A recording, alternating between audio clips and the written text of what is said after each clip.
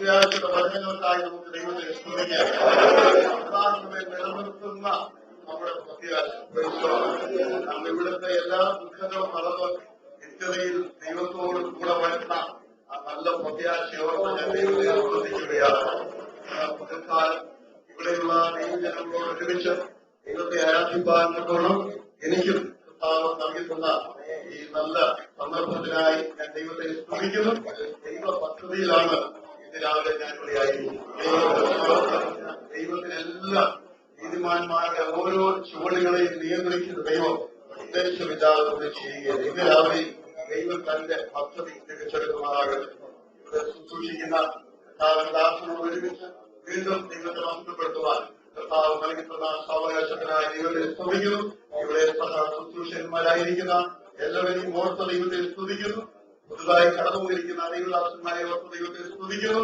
എല്ലാ പ്രിയപ്പെട്ടവർക്കും യേശുക്രിസ്തുവിന്റെ നാമത്തിൽ സ്നേഹ വന്ദനം അറിയിക്കുന്നു. ദൈവത്തിന്റെ സ്തോത്രം. സന്തോഷപ്പെടുന്നു. പ്രത്യേക എല്ലാവരെയും സ്നേഹ അന്വേഷണം അറിയിക്കണം എന്ന് ഓർപ്പിച്ചിട്ടുണ്ട്. അത് ദൈവസഭയെ അറിയിക്കുന്നു. അവർ കുടുംബമായും ആത്മീകമായും ജീവിതത്തിന്റെ എല്ലാ അനുഭവങ്ങളിലും അനുഗ്രഹിക്കപ്പെട്ടിരിക്കുന്നു. ദൈവത്തിന് സ്തോത്രം. നിങ്ങളുടെ പ്രാർത്ഥന അവർക്ക് വളരെ സഹായകമാണ്. തുടർന്നും നിങ്ങൾ അവരെ ഓർത്ത് പ്രാർത്ഥിക്കുക. പ്രത്യേക ഇവിടെയുള്ള പ്രിയ അബൂർ സാറിനെ കുടുംബമായി പ്രത്യേക ഏവരുടെ വേണ്ടി ഞങ്ങൾ സഭയായി പ്രാർത്ഥിക്കുവാൻ കർത്താവ് സഹായിച്ചു. ഇന്ന് പകൽക്കാലം ആ വിടുതലിന്റെ സാക്ഷി കേട്ട് ഓർത്ത് ദൈവത്തെ സ്തുതിക്കുകയാണ്. ദൈവത്തിന്റെ സ്തോത്രം നടത്തിയപ്പോൾ തന്നെ സന്തോഷ വിവരം എന്നെ വിളിച്ചു പറയുകയും ഞാൻ സഭയിലെ എല്ലാവരോടും ആ വിവരം പറയുകയും ആത്മാർത്ഥമായ ദൈവസഭയിൽ ഉപവാസത്തോടും പ്രാർത്ഥനയോടും അവിടെയുള്ള മധ്യസ്ഥ പ്രാർത്ഥന ചെയ്യുന്ന വിഷയത്തിൽ പ്രത്യേക പ്രാർത്ഥിച്ചു. ദൈവം നൽകുന്ന വിടുതലിനായി ദൈവത്തിന്റെ സ്തോത്രം. പ്രാർത്ഥനയോടുകൂടെ ഇന്ന് പകൽക്കാലം നമുക്ക് ദൈവസന്നിധിയിലായിരിക്കാം. ദൈവത്തിന്റെ സ്തോത്രം. അവിടെയുള്ള സഭയുടെ വന്ദനം അറിയിക്കുന്നു. എന്റെ ഭാര്യ, എന്റെ രണ്ട് മക്കൾ, എന്റെ ഗ്രാൻഡ് ചൈൽഡ്, അവരുടെ എല്ലാം സ്നേഹ വന്ദനത്തെ അറിയിക്കുന്നു. ദൈവമായിരിക്കുന്ന കർത്താവ് നമ്മളെല്ലാവരെയും അനുഗ്രഹിക്കുമാറാകട്ടെ. വളരെ വേഗത്തിൽ ദൈവം എന്നെ ഹൃദയത്തിൽ പ്രകാശിപ്പിച്ച ഒരു ദൈവവചനം വായിച്ച് ദൈവം നൽകിയിരിക്കുന്ന ആരോട് ഞാൻ അറിയുവാൻ ദൈവം താല്പര്യപ്പെടുകയാണ്. യോഹന്നാനുണ്ടായ വെളിപ്പാട് പുസ്തകം 1-ാം അധ്യായം അതിന്റെ 9-ഉം 10-ഉം വാക്യങ്ങൾ. Book of revelation chapter 1 verse 9 and 10. രാജ്യത്തിലും കൽപ്പനയിലും കൂട്ടാളിയുമായ യോഹന്നാൻ ഞാൻ ദൈവവചനവും യേശുവിന്റെ സാക്ഷ്യവും നിമിത്തം പത്മോസ് എന്ന ദ്വീപിലായിരുന്നു. 10 ദിവസം ഞാൻ ആത്മവിവശനായി യേശുക്രിസ്തുവിന്റെ മാറോട് ചാരിയ പ്രിയനായിരുന്ന അപ്പോസ്തലൻ യോഹന്നാൻ പത്മോസിലായിരുന്ന അനുഭവത്തെക്കുറിച്ച് രേഖപ്പെടുത്തിയ ഭാഗമാണ് നാം ഇപ്പോൾ ഇവിടെ വായിച്ചു കേട്ടത്. താൻ രേഖപ്പെടുത്തിയിരിക്കുന്നു, ഞാൻ യേശുവിന്റെ സുവിശേഷ നിമിത്തം, ദൈവവചന നിമിത്തം, യേശുവിന്റെ സാക്ഷ്യ നിമിത്തം പത്മോസ് എന്ന ദ്വീപിൽ ആയി. ആ യാഥാർത്ഥ്യം താൻ രേഖപ്പെടുത്തുമ്പോൾ മറ്റൊരു യാഥാർത്ഥ്യം താൻ അടുത്ത വാചകത്തിൽ രേഖപ്പെടുത്തുകയാണ്. ഞാൻ ആത്മവിവശനായി. ഇന്ന് രാവിലെ ഞാൻ ഓർപ്പിക്കാൻ ആഗ്രഹിക്കുന്ന വിഷയം, നാം എടുക്കുന്ന തെരഞ്ഞെടുപ്പ് നമ്മുടെ അടുത്ത പടിയെ തീരുമാനിക്കും. The choice that we make determines our destiny.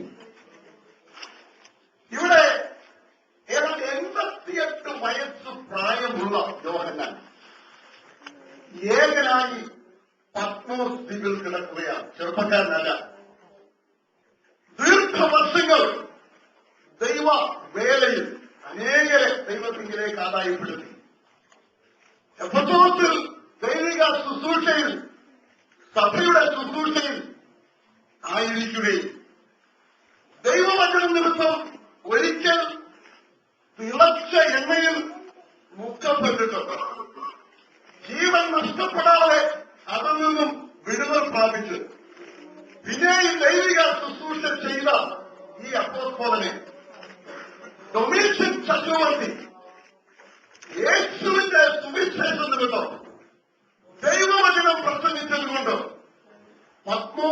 ദ്വീപിലേക്ക് തന്നെ നാടുകളാണ്.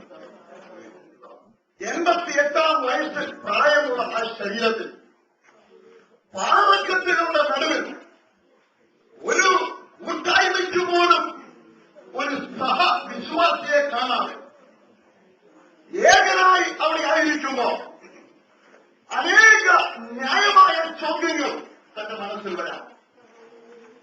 കർത്താവേ, നീ വിളിച്ചപ്പോ നിന്നോട് കൂടെ ഞാൻ ഇറങ്ങി തിരിച്ചിട്ട്, നിന്നോട് അടുത്ത് ഞാൻ സഹവർത്തിച്ചു, നിന്റെ മോൾ ഞാൻ ചാടി, നീ പ്രത്യേക ശുശ്രൂഷയ്ക്ക് കടന്നുപോയപ്പോൾ എന്നെയും കൂട്ടിക്കൊണ്ടുപോയ ശുശ്രൂഷകൾ പങ്കാളിയായി തീരുവാൻ എന്നെ തിരഞ്ഞെടുത്തിട്ടു. അങ്ങയുടെ പുനരുദ്ധാനത്തിനു ശേഷം, സ്വർഗാരോഹണത്തിനു ശേഷം എന്നോട് കൽപ്പിച്ചതുപോലെ കാത്തിരുന്ന് വിശുദ്ധാത്മാവിനെ പ്രാപിച്ചു ദൈവിക ശുശ്രൂഷയിൽ ഞാൻ മുന്നോട്ട് പോയി ഇത്രയും പ്രായമായപ്പോഴും എന്നെ ഏൽപ്പിച്ച ദൗത്യങ്ങൾ ഞാൻ വിശ്വസ്തയോടെ ചെയ്തിട്ട് ഈ പ്രായമുള്ള ശരീരത്തിന് ഇതാണോ എന്ന് ദൈവത്തോട് ചോദിക്കാമായിരുന്നു. ന്യായമായ ഒരു ചോദ്യമാണ് എന്ന് നമുക്ക് തോന്നാം. എന്നാൽ ഇവിടെ യോഹന്നാൻ ഒരു തിരഞ്ഞെടുപ്പ് നടത്തി. ആ തിരഞ്ഞെടുപ്പ് ദൈവത്തോട് ചോദ്യം ചോദിക്കുകയല്ല, ദൈവത്തിന് ആരാധന അർപ്പിക്കുന്ന ഒരു തിരഞ്ഞെടുപ്പ്. അവരവിടെ കിടന്നുകൊണ്ട് സ്തോത്രം പറയാൻ തുടങ്ങിയെന്ന് ഞാൻ വിശ്വസിക്കുന്നു. ദൈവത്തിന് ആരാധന കൊടുക്കുവാൻ തുടങ്ങി എന്ന് ഞാൻ വിശ്വസിക്കുന്നു. അങ്ങനെ ദൈവത്തിന് ആരാധന കൊടുക്കുവാൻ തുടങ്ങിയപ്പോ അവനറിയാതെ ആത്മാവിലേക്ക് നീക്കപ്പെടുവാൻ ഇടയായിത്തീർന്നു. അവൻ അവിടെ ചെന്ന് കിടന്നപ്പോ, എന്നാൽ എന്റെ ദാസൻ ഈ പത്മോസിൽ വന്നല്ലോ, അവരെ സഹായിക്കുവാൻ സ്വർഗം തുറന്ന് ആത്മാവിനെ ഇറക്കാമെന്ന് വിചാരിച്ച് പൊട്ടി വീണതല്ല ആത്മാവ്. അവൻ അവിടെ കിടന്ന് ദൈവത്തെ ആരാധിക്കാൻ തുടങ്ങിയപ്പോ അവൻ എത്തുമെന്ന അനുഭവമാണ് ആത്മാവിന്റെ. അത് വേറൊരാളെ പ്രേരിപ്പിച്ചിട്ട് ചെയ്തതല്ല. അവന്റെ ഹൃദയത്തിൽ അവൻ ദൈവസന്നിധിയിലെടുത്ത തീരുമാനത്തിൽ അവൻ ദൈവത്തെ ആരാധിച്ചത്. അതുകൊണ്ടാണ് അവിടെ ഞാൻ പറഞ്ഞത്, നാം എടുക്കുന്ന തീരുമാനവും നമ്മുടെ ഭാവിയെ നിശ്ചയിക്കും.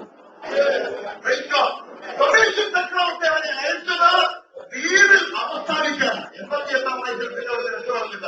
ഒരു ക്രിസ്തുവിന്റെ സഭയിലെ വിശ്വാസികൾ വിചാരിച്ചാൽ ഞങ്ങളുടെ ഉള്ളിലേക്കുള്ള യഥാർത്ഥ നല്ലൊരു ദൈവദാസനായിരുന്നു. വളരെ സ്നേഹിക്കുന്ന, സ്നേഹത്തിന്റെ ആത്മാവുള്ള ദൈവദാസനായിരുന്നു. ഇത്രയും നല്ലൊരു ദൈവദാസന് ഇതുവരെ ഞങ്ങൾക്ക് കിട്ടിയിട്ടില്ല. പക്ഷേ പുള്ളി ഇപ്പോൾ എവിടാ ഗുരുന്ന് പറയണേ, ഞാൻ ഇങ്ങനെ സൂക്ഷിക്കുന്നു. പുള്ളി കൊള്ളാം. ഇനി അവിടെ നിന്ന് പുറത്തു വരാൻ യാതൊരു മാർഗമില്ല. ഈ വയസ്സാം കാലത്ത് ഇനി അവിടെ നിന്ന് പുറത്തു വരാൻ യാതൊരു സാധ്യതയില്ല. ഞങ്ങളുടെ ദൈവദാസന്റെ ശുശ്രൂഷയൊക്കെ തീർന്നു എന്ന് സഭ അവിടെ വിചാരിച്ചിരിക്കുമ്പോ തന്റെ തീരുമാനമാണ്. അവരെല്ലാവരും ഒരുമിച്ച് അങ്ങനെ തീരുമാനിച്ചാലും അവന്റെ ഹൃദയത്തിലൊരു തീരുമാനം, എന്റെ മേൽ പകർന്ന ഒരാത്മാവുണ്ടോ, എന്നോട് അറിയിച്ച ഒരാലോചനയുണ്ടോ. കർത്താവ് ലോകത്തിനായിരുന്നപ്പോൾ എന്നോട് പറഞ്ഞു, നിങ്ങൾ ആത്മാവിനെ ഞാൻ ഏൽപ്പിച്ചു തരും, അവൻ നിങ്ങളോട് കൂടെ ഇരുന്ന് സകല സത്യത്തിലും നിങ്ങളെ വഴിനടത്തും, നിങ്ങളെ ഉപദേശിക്കും, നിങ്ങളെ ശക്തീകരിക്കും, നിങ്ങളെ ബലപ്പെടുത്തും. അവൻ പെട്ടെന്ന് ആത്മാവിൽ ദൈവത്തെ ആരാധിക്കുവാൻ തുടങ്ങി. ഇന്ന് രാവിലെ ദൈവത്തിലായിരിക്കുന്ന ദൈവത്തിന്റെ മക്കളെ, ഏത് സാഹചര്യത്തിലായിരുന്നാലും ആരാധനയ്ക്ക് നാം മനസ്സുവെച്ചാൽ സാഹചര്യങ്ങളെ ദൈവം വെക്കാൻ ചക്രവർത്തി ഒരു ഡിഗ്രി എഴുതി വെച്ചു, ഇവൻ ഇനി പുറത്തു വരുന്നില്ല. എന്നാൽ അവനൊന്ന് തീരുമാനിച്ചു, ഞാൻ ദൈവത്തെ ആരാധിക്കും. ദൈവം എഴുതി, അവൻ പുറത്തു വരും. പത്മോസിലല്ല യോഹന്നാൻ അവസാനിച്ചത്, അവൻ എപ്പസോസിൽ മടങ്ങുമെന്ന് അവസാനിച്ചു. ദൈവത്തിന്റെ സ്തോത്രം. നാം എടുക്കുന്ന തീരുമാനം മറ്റുള്ളവർ എഴുതിയിരിക്കുന്ന ഡിഗ്രിയെ മാറ്റി എഴുതുന്നതാണ്. വിശാൽ എഴുതുന്ന, ശത്രു എഴുതുന്ന, തകർക്കുവാൻ എഴുതി വെക്കുന്ന ഡിഗ്രികളെ മാറ്റി എഴുതുവാൻ ഉറച്ച ആയുധമേ ഉള്ളൂ. നമ്മിൽ പലരിക്കുന്ന ആത്മാവിൽ ദൈവം നമ്മുടെ ചുറ്റുപാടും നോക്കി, ഈ പാലക്കെട്ടുകളെ നോക്കി, ഇതാണല്ലോ അനുഭവം, ഈ വേദനയാണല്ലോ അനുഭവം, ഈ പ്രയാസമാണല്ലോ അനുഭവം, ഈ രോഗമാണല്ലോ അനുഭവം, ഈ ദുഃഖമാണല്ലോ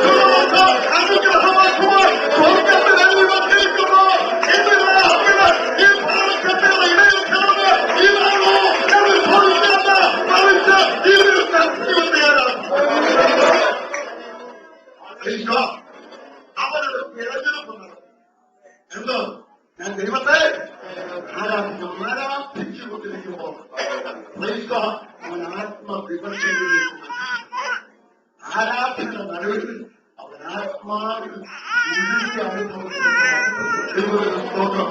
അപ്പോൾ ആ തെരഞ്ഞെടുപ്പ് നടത്തിയാൽ ഒന്ന് നിങ്ങൾ സാഹചര്യത്തെ നിലയ്ക്ക് തന്നെ മാറ്റിയെടുക്കും. രാവിലെ നമ്മൾ മനസ്സിലാക്കണം, ദൈവമക്കളെ കാര്യങ്ങളിരിക്കാം വിടുതലുണ്ട്. മാറ്റുന്ന കരത്തിലല്ല, അത്ഭുതം പ്രവർത്തിക്കുന്നതിന്റെ കരത്തിലല്ല. അവരെ ഒക്കെ ഓർത്ത് ഞാൻ ദൈവത്തെ സ്തുതിക്കുന്നു. ദൈവം ഓരോരുത്തർക്കും കൊടുത്തിരിക്കുന്ന ദൈവിക കഴിവുകൾക്കായി ഭാരതങ്ങൾക്കായി ദൈവത്തെ സ്തുതിക്കുന്നു. എന്റെ വിടുതൽ, നിന്റെ വിടുതൽ നമ്മുടെ കരത്തിൽ തന്നെ. ദൈവത്തിന് സ്തോത്രം. കൂടെ ഇരിക്കുവാൻ അവൻ ആത്മാവിനെ പകർന്നിരിക്കുമ്പോൾ ആ കൂടെ ഇരിക്കുന്നവരെ നാം ഉപയോഗിച്ചാൽ അതാണ് നമ്മുടെ ജീവിതത്തിന്റെ വിടുതൽ, അതാണ് നമ്മുടെ ജീവിതത്തിന്റെ അനുഗ്രഹം, അതാണ് നമ്മുടെ ജീവിതത്തിന്റെ ബലം. ഇന്ന് രാവിലെ ആയിരിക്കുന്നതിന്റെ നടുവിൽ ദൈവത്തെ സ്തുതിച്ചാൽ അവിടെ നിന്ന് പഠിച്ചെടുത്ത് പുറത്തു കൊണ്ടുവന്ന് ദൈവത്തിന്റെ പദ്ധതിയെ പിന്നെ ഉപയോഗിക്കുവാൻ ദൈവം സാധ്യതയാണ്.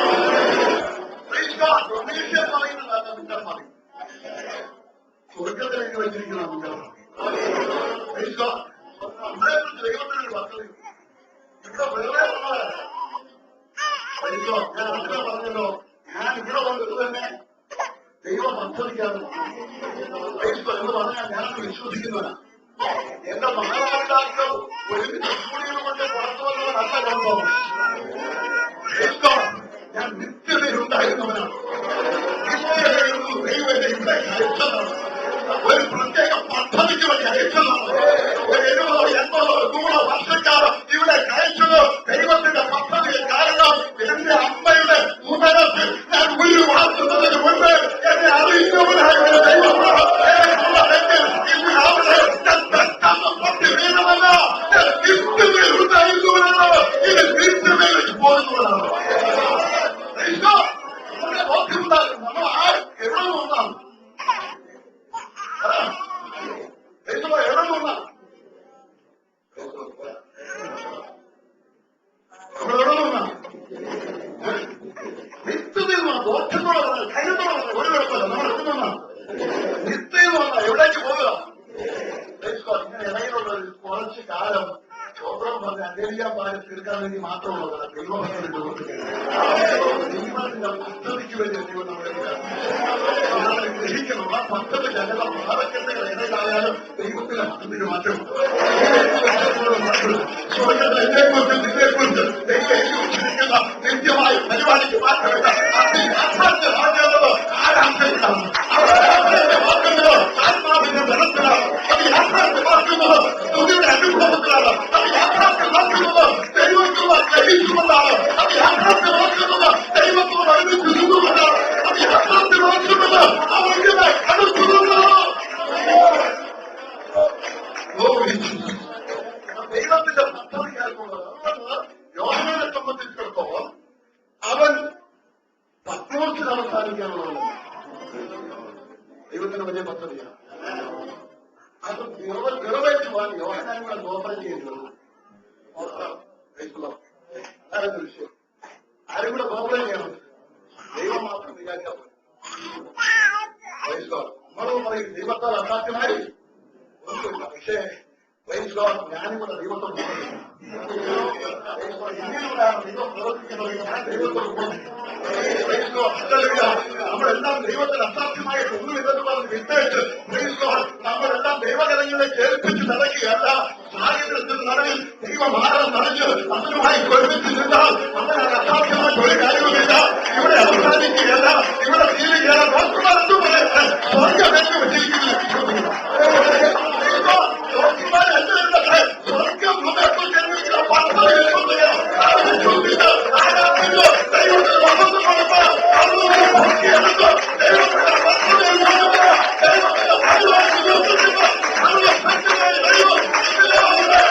ദൈവത്തിന്റെ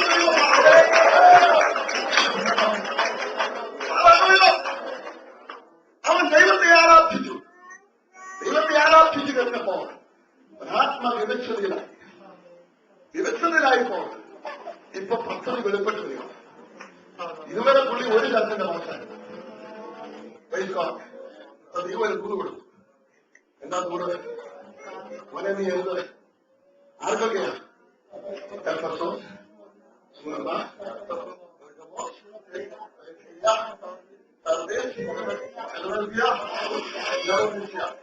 സഭകൾക്ക് ഒരു സഭയുടെ പാസ്സായിരുന്നവൻ പാറക്കെട്ടുകളുടെ ഇടയിൽ ആത്മാവിൽ ദൈവത്തെ ആരാധിക്കാൻ തുടങ്ങിയപ്പോ ഏഷ്യ മൈനറിന്റെ പാസ്സായിരുന്നു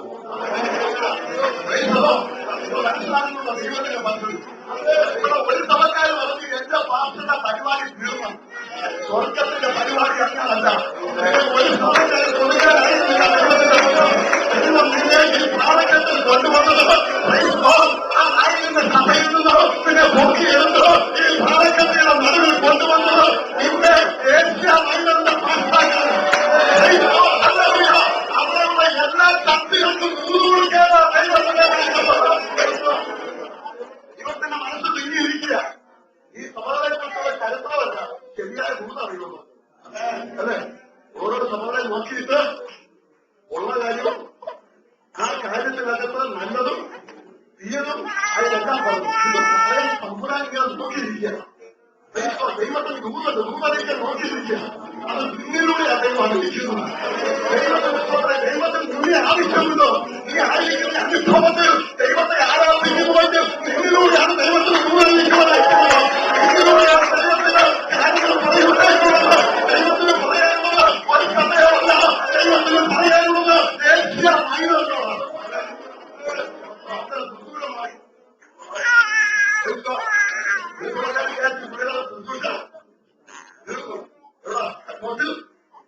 ആയിരിക്കുക. പക്ഷെ യഥാർത്ഥ ദൈവവചനായ ദൈവദാസൻ ആത്മാവിനെ ആരാധിച്ചു തുടങ്ങിയപ്പോ അവന്റെ കുട്ടിയുടെ വിശാലമായി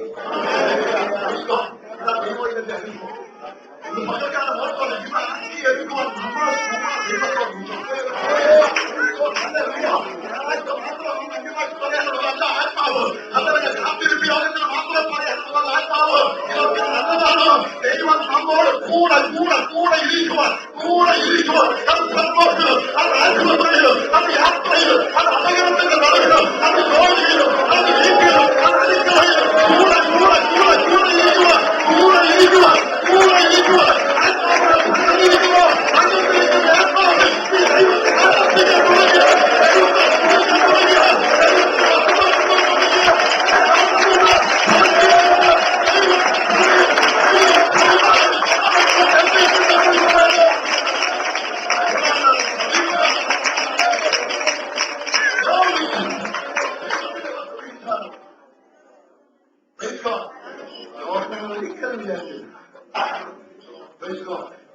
ഇത്ര വിശാലമാണ് ശുശ്രൂഷ. ഇപ്പോഴാണ് മനസ്സിലായത് മാത്രമേ ഉള്ളായിരുന്നു. ഇപ്പോൾ ആളുകളെ ഏഷ്യ വിശ്വസിക്കുന്നത് ഇപ്പോഴേക്ക് അവർക്ക് ദൈവത്തിന്റെ വിശാലതയിലേക്ക്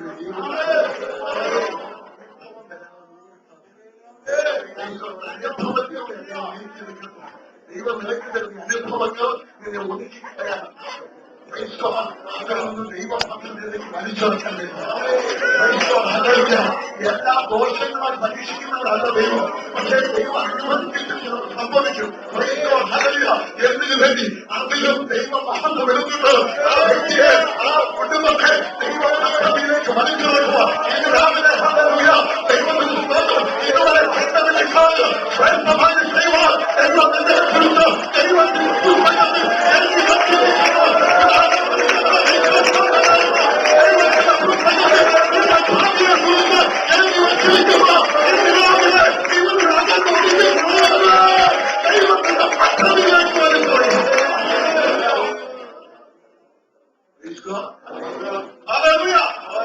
ഇപ്പോൾ അവൻ പത്മോഷത്തിനും മാത്രമല്ല ഉറക്കെ വന്നാലോ ശുശ്രൂഷ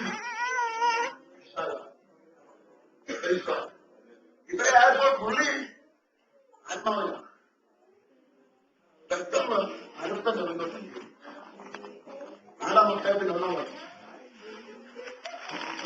അനന്തരം സ്വർഗത്തിൽ ഒരു വാതിൽ തുറന്നിരിക്കുന്നവരെ ഞാൻ കണ്ടു.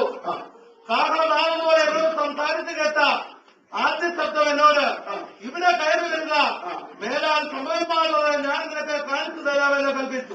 അടുത്ത ലെവലിലോട്ട് പോവാം. എവിടാ പുള്ളി കിടക്കുന്നേ? പത്മോസിൽ. പക്ഷെ പത്മോസിലായിരിക്കുമ്പോഴും പുള്ളി പത്മോസിലല്ല. ഒരു ആത്മാവിൽ ദൈവിക മണ്ഡലങ്ങൾ പത്മോസിലായിരിക്കുമ്പോഴും യോഹന്നാൻ പത്മോസിലല്ല, ശരീരം പത്മോസിലാണ്, പക്ഷെ യോഹന്നാൻ പത്മോസിലല്ല. നമ്മൾ ഇന്ന് ഇവിടെ ഇരിക്കുമ്പോഴും വേറെ നിർത്തിപ്പോ അല്ലെ, ഒരു മണി കഴിഞ്ഞാലുള്ള കാര്യങ്ങളെ കുറിച്ച് ഇവിടെ ഇരിക്കുമ്പോൾ തന്നെ നമുക്ക് വേറെ നാട്ടിപ്പോ ഇന്ന് വൈകിട്ട്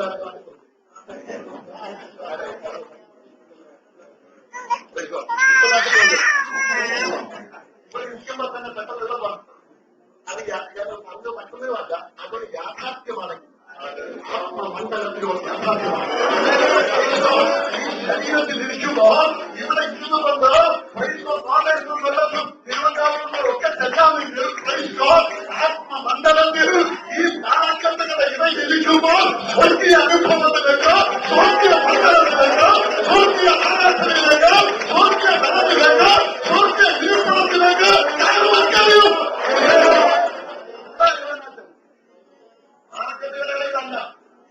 ആരാധനകളെ കാണുന്ന ഇല്ലിപ്പോ ആ മണ്ഡലത്തിലോട്ടുള്ള അടുത്ത വരും. ഇവിടെ ഇങ്ങോട്ടേക്ക് പോലെ നീ അങ്ങോട്ട് കയറാൻ തുടങ്ങുമ്പോ ദൈവം നിന്നെ അങ്ങോട്ട് അങ്ങ് കൊണ്ടു.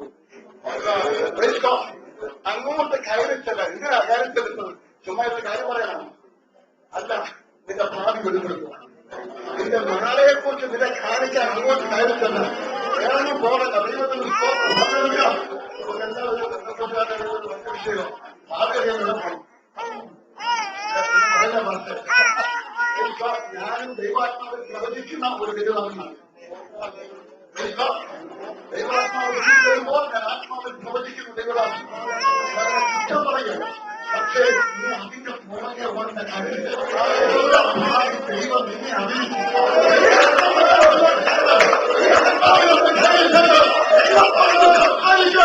ഒരാൾക്ക് വേണ്ടി അല്ല, ഇത് എല്ലാവർക്കും വേണ്ടി ദൈവം തന്നിരിക്കുകയാണ്. എല്ലാവർക്കും നമ്മുടെ ഭാവിയെ ദൈവത്തിനെന്ന് പറയാൻ കഴിയും.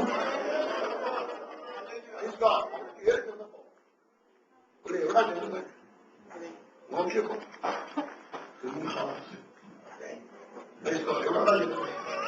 സിംഹാസനം ഇരിക്കുന്നത് ക്രിസ്തു അവതരിക്കുന്നു. ഇപ്പൊ എവിടെ കിടക്കുന്നത്?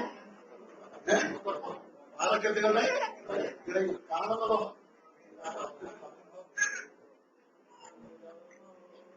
അത് മാത്രമല്ല, സിംഹാസനത്തിന് ചുറ്റും നോക്കിയപ്പോ വെറുക്കല്ലല്ല, പത്മരാഗം, വൈദൂര്യം, നീലക്കല്ല്, കിടന്നുവല്ല ആരൊക്കെ ഷാർപ്പായിട്ടുള്ള പാർട്ടികൾ എപ്പ തട്ടിപ്പോവോ അങ്ങനെ കൊണ്ടുപോകാനിരിക്കുന്ന കഴുകന്മാർ. ഇത് രണ്ടുമായിരുന്നു. ഇത് യാഥാർത്ഥ്യമാണെങ്കിലും ആത്മാവിന്റെ യാഥാർത്ഥ്യമല്ല. ഈ ശരീരത്തിലൊക്കെ യാഥാർത്ഥ്യമാണെങ്കിലും ആത്മീയ ജീവിതത്തിൽ യാഥാർത്ഥ്യമല്ല. ദൈവത്തിന്റെ ജ്ഞാനം നിങ്ങളോ തീരുമാനിക്കുന്നു നമ്മൾ എവിടെയായിരിക്കണമെന്നുള്ളത്. നമ്മളാണ് തീരുമാനിക്കുന്നത് എന്ന് കാണണമെന്നോ, നമ്മളാണ് തീരുമാനിക്കുന്നത് എന്ന് ദർശിക്കണമെന്നോ, നമ്മളാണ് തീരുമാനിക്കുന്നത് എവിടെ ആയിരിക്കണമെന്നോ. ഈ സിംഹാസനവും സിംഹാസനത്തിൽ ഇരിക്കുന്നവരും പൈസ അതിന് ചുറ്റുമുള്ള മതമില്ല, അതിന് ചുറ്റുമുള്ള കാര്യങ്ങളും ഒക്കെ കാണുവാൻ കഴിയും.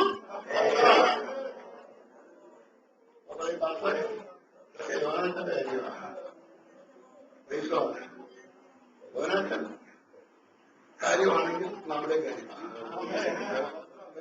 ഒരു കാരണം പരിണാമത്തിൽ ഒരു കൂട്ടരെ അനുഭവമായി കൊണ്ടുപോയി അവരുടെ കിരിപ്പുടികളെ കൊണ്ടുപോയി അടുത്തന്നെ പിന്നെ നോക്കി ഇവരോട് പറഞ്ഞു, കുഞ്ഞുങ്ങളെ ഓക്കെ ഒരു പറഞ്ഞു നമ്മൾ പാട്ട് പാടാം.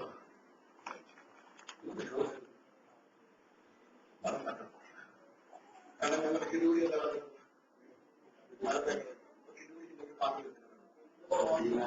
നല്ല പറയണം. ഞാൻ ശുശ്രൂഷിക്കുന്ന സഭയിൽ എല്ലാ കിരൂരികളും ഫോട്ടോ പക്ഷെ അതില്ലാതെ പാട്ട് വരണം. നിയന്ത്രണത്തിൽ നല്ല ആത്മാവിരിക്കുന്നു. നിന്റെ നിയന്ത്രണത്തിൽ നല്ല ശക്തി ഇരിക്കുന്നു. നിന്റെ പോക്കിൽ നല്ല ആത്മാവിന്റെ വിടവിരിക്കുന്നു. പറഞ്ഞു പാട്ട് പാടുന്നു. ഞങ്ങളുടെ ജോലിയല്ലാതെ കിടക്കുന്നത് ഇതില്ലാതെ ഞങ്ങൾ പാടുന്നത് എങ്ങനെ? പക്ഷേ എസ്കേൽ പുസ്തകം ഒന്നാം വാക്യം വെച്ച് എസ്കേൽ പറഞ്ഞ ഒന്നാം വാക്യം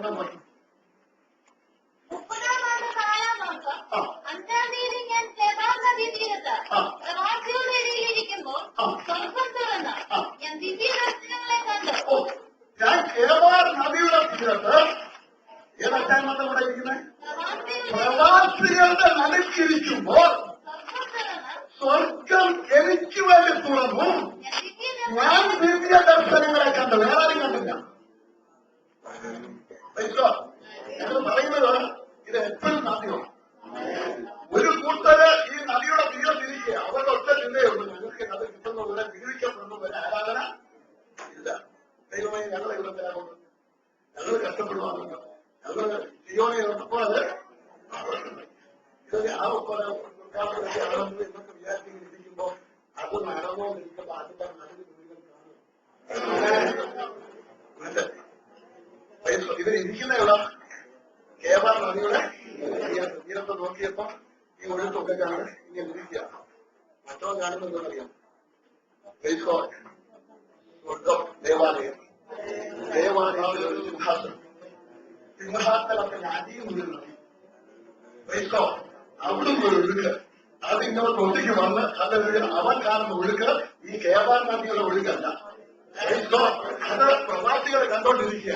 ഇവരും ഒരു പ്രവാസിയാണ്. പക്ഷെ അതിന്റെ നടുവിൽ അവൻ കാണുന്നത് കേബാർ നദിയും അതിന്റെ സൈഡിലുള്ള മരവും അതിന്റെ ഭൂമിയിൽ കിടക്കുന്ന കിടുവരിയുമല്ല, മറിച്ച് സ്വർഗത്തിൽ നിന്നും ഒഴുകുന്ന ഒരു നദി, ദേവാലയത്തിൽ നിന്നും ഒഴുകുന്ന ഒരു നദി.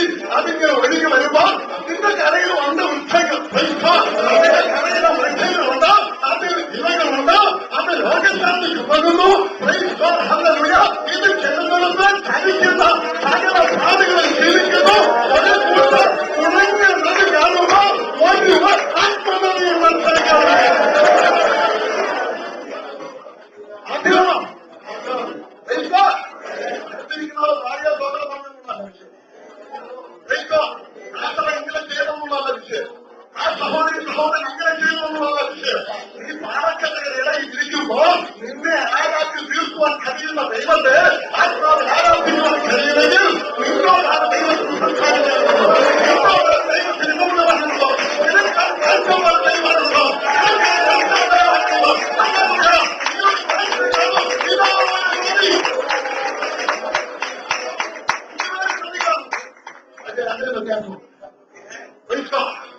രണ്ടുപേരും മരം കാണും, പക്ഷെ രണ്ടിനും വ്യത്യാസമുണ്ട്. രണ്ടുപേരും മരത്തിൽ ചേർന്ന് കാണുന്നു. ഒരുവന്റെ മരത്തിനകത്ത് എന്താ കിടക്കുക? അവരുടെ തന്നെ കിടക്കുക. മറ്റേ മരത്തിലാണോ? അതല്ല, ഇല്ലല്ലോ. എന്താ അത് എല്ലാവരും ഒറ്റയ്ക്ക് വരുത്താനാണ്. യോഹന്നാനോ 10 പേരുണ്ടായിരുന്നു.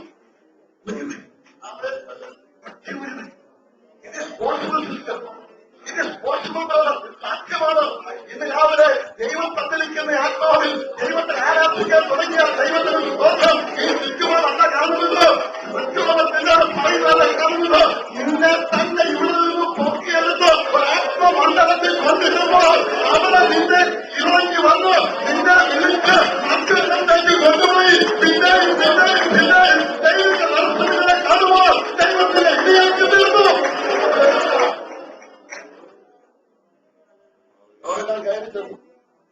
ഭാവിയോടുള്ള കാര്യങ്ങളെ കുറിച്ച് ഇന്ന് രാവിലെ പറയാൻ എനിക്ക് സമയമില്ല. ഞാൻ സമയത്ത് കൊടുക്കും. കാരണം നിശ്ചയമായും സമയം വളരെ കാര്യമാണ്.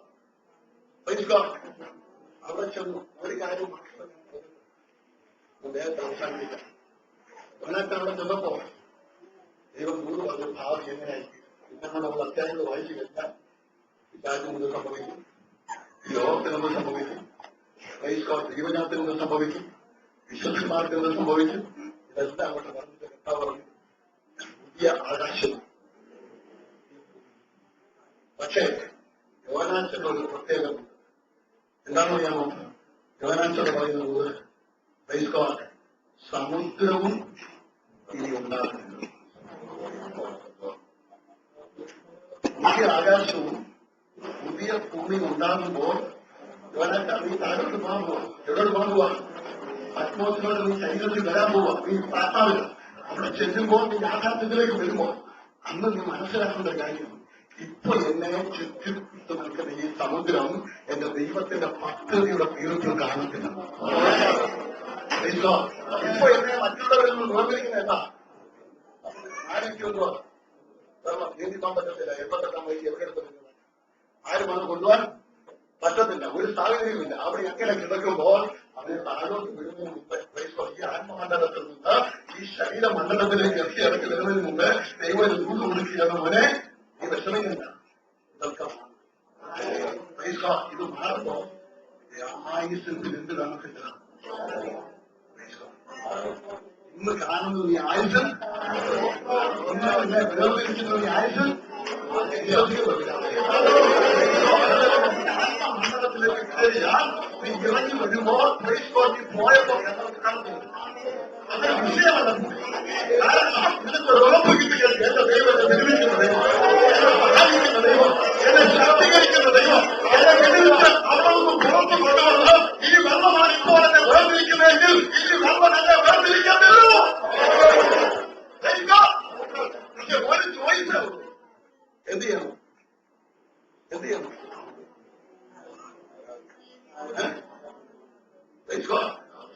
നമ്മൾ എന്ത് ചെയ്യണം? എന്റെ ഒരു സൗകര്യ സോളന്മാരെ മുക്കാൽ മണിക്കൂറായിട്ട് പറയുന്ന ഒരു കാര്യം എന്ത് ചെയ്യണം? അവർക്ക് പറഞ്ഞു അത് കേൾക്കാതെ ഞാൻ നിർത്തുന്നത്. ആരക്കെട്ടിയുടെ നടുവിൽ കിടന്നാലും സ്വന്തം പറയാൻ പറ്റുമോ? പ്രയാസം ഡിഫിക്കൽട്ട്. ഞാൻ ഇത് വെറുതെ ഒന്നും പറഞ്ഞതല്ല. എന്റെ ഭാര്യയെ ഞാൻ എടുത്ത കട്ടിലെ കൊണ്ട് കിടത്തിക്കൊണ്ടിരുന്നു. വെറുതെ എന്റെ കഥ പറയുകയല്ലേ പറഞ്ഞു.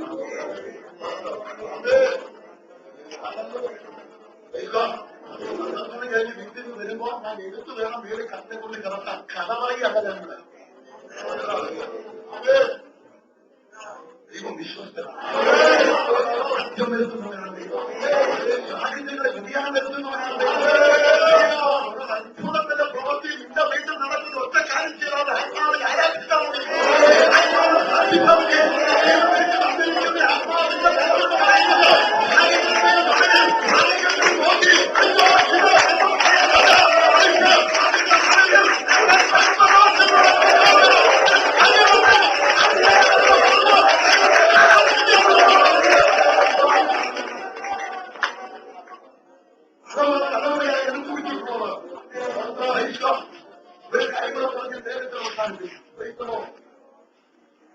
എന്റെ മൂത്ത സഹോദരി ജനിക്കുമ്പോ ഏറെ വയസ്സ് വരെ നടന്നിട്ടില്ല. 2 കാലം വളർന്ന് നടക്കാൻ വയ്യാത്ത ഒരു കുഞ്ഞായിട്ടാണ് എന്റെ മൂത്ത സഹോദരി ജനിച്ചത്. എന്റെ പിതാവ് ദൈവവേലയ്ക്ക് വേണ്ടി ഇറങ്ങി തിരിച്ചു. നടത്തുന്ന സമയം നിന്നും വിശ്വാസത്തിലേക്ക് ഇറങ്ങി വന്നു. എന്റെ വല്യപ്പൻ എന്റെ അപ്പന് കൊടുക്കേണ്ട ഭവനം പൂട്ടി ചെറിയ കാക്കോൽ വെച്ച് ബന്ധുക്കോസുകാരെ കയറി നശിപ്പിക്കാതിരിക്കണം.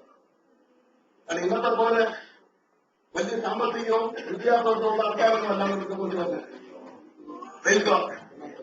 അപ്പൊ അത് വരാതിരിക്കാൻ വേണ്ടി വല്യപ്പൻ അഭിനയം ചെയ്തു. ഞാൻ അടുത്തുള്ള ഹിന്ദു തന്റെ വീടിന്റെ കൈകളും താഴ്ത്തു വെട്ടി കൊടുത്തു താമസം അവിടെ താമസിച്ചു. ആദ്യം ജനിച്ചപ്പോൾ ഞാൻ അടക്കമില്ല. 7 വയസ്സുകളാണ്. അപ്പൊ രാവിലെ ഇങ്ങനെ സൂക്ഷിച്ചു ദൈവം അപ്പച്ചൻ മറ്റൊരു കാര്യമുണ്ട്. ഞാൻ എന്റെ കാര്യം ദൈവത്തിന്റെ ദൈവത്തിന്റെ കാര്യം ദൈവത്തെ ഞാൻ ദൈവത്തിന്റെ കാര്യം ഒറ്റവാക്കിൽ ചുരുക്കം പറയാം. 7 വയസ്സുള്ളപ്പോ എന്റെ അമ്മയ്ക്ക് ഒരിക്കൽ ആ ചായത്തിനകത്തിരുന്ന ഏതോ ഇടകൾ കളിക്കരിയാണ്. അതുകൊണ്ട് ഇരിക്കുമ്പോൾ മൂത്ത സുഹൃത്ത് ചോദിച്ച് അമ്മയ്ക്ക് ഇല്ല കാര്യം ഞാൻ നടക്കട്ടെന്ന്. ഞാനും കൂടെ ഇത് നടക്കാൻ ഞാൻ യേശുവിനോട് പ്രാർത്ഥിക്കുക. കാരണം ചുറ്റുപാടുകൾ കേട്ട് ഞാൻ വളരെ പ്രയാസത്തിലാണ്. കാരണം എല്ലാവരും പറഞ്ഞു ഇതാണ് വരുന്നത്. സമപ്പെട്ട് പോയാലും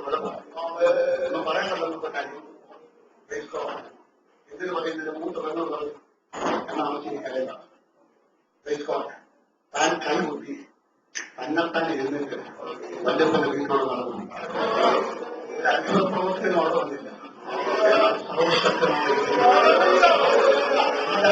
ദൈവത്തിന്റെ പൈതല് ദൈവം വിശ്വസ്തനാണ്.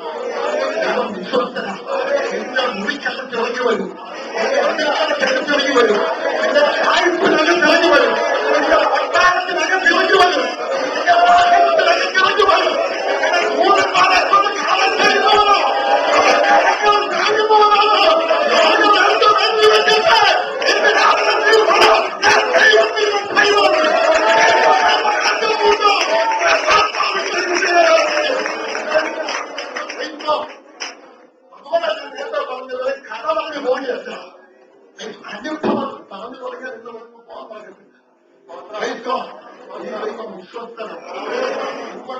ഏത് സാധനം വന്നാൽ ഞാൻ ഒന്ന് തീരുമാനിച്ചിട്ടുണ്ട്, ഞാൻ എന്റെ ദൈവത്തെ ഞാൻ എന്റെ ദൈവത്തെ മാത്രം ഇനി സാഹചര്യത്തോട് കിടക്കേണ്ടി വന്നിരുന്നാണ് 3 വയസ്സ് ഞാൻ സ്വന്തം ദൈവം വിശ്വസ്തനാണ്.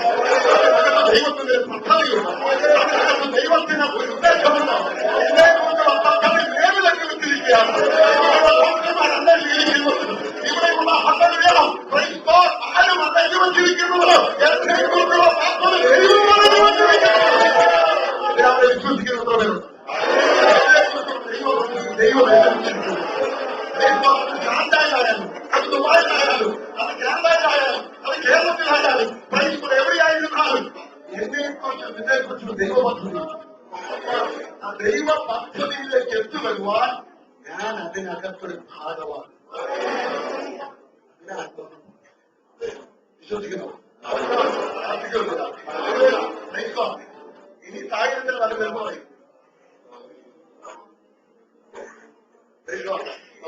വേറെ നല്ല വരുമ്പോ സ്വന്തം സ്വന്തം ലഭിച്ചതിലോട്ട് കേൾക്കുന്നത് ഇവിടെ ചുറ്റുവാ കഴിയുന്ന സംഭവമല്ല. ഇവിടെ എനിക്ക് നിങ്ങളെ പറയാനുണ്ട്, എനിക്ക് നിങ്ങളെ കാണിക്കാനുണ്ട്. ഇങ്ങോട്ട് കാര്യമോ അങ്ങോട്ട് കാര്യമോ അവിടത്തെ കാര്യം ചെല്ലുമ്പോ അയ്യോ കാണുന്ന കാഴ്ച കാണുമ്പോ ഈ കാണുന്ന ഭാഗ്യവർക്ക് അപ്പോഴാൻ ദൈവിക ദർശനങ്ങൾ കാണും. ഇതിനവിടെ എന്റെ വാക്കുകൾ എന്നോട് വ്യവസാനിപ്പിക്കുകയാണ്.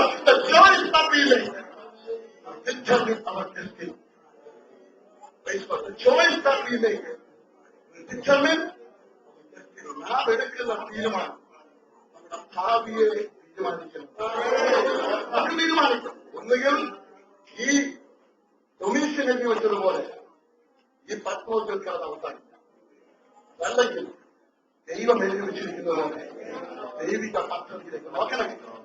എല്ലാ അപ്പോസ്തലന്മാരും സ്വാഭാവിക മരണം വരിച്ചുകൊണ്ടിരുന്നത്. എല്ലാ അപ്പോസ്തലന്മാരിലും സ്വാഭാവിക മരണം ഇവരെ അഡ്വാൻസിലായിട്ട് ഡൊണേഷൻ എന്ന് പറയുന്നത് അമ്പതായിരം കൊല്ലും കേരളത്തിയാണ്.